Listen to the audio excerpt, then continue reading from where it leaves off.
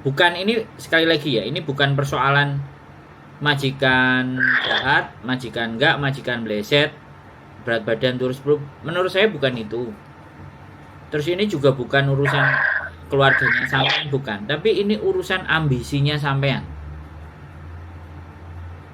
Sampai sampean berusaha untuk tidak mengindahkan apapun hanya untuk mengejar ambisi itu. Sampai direwangi minggu part time, wis lah Mbak. Ya, sampean nggak nggak salah mengejar ambisi itu. Tapi awake iki digawe selo, Mbak. Aku wis kayak slow mas, wis slow banget aku. Loh, Tapi ki yo gak iso. Sampean delok ngomongnya itu lho gak slow. Paham nggak? Dari caranya sampean ngomong itu bukan orang yang tenang.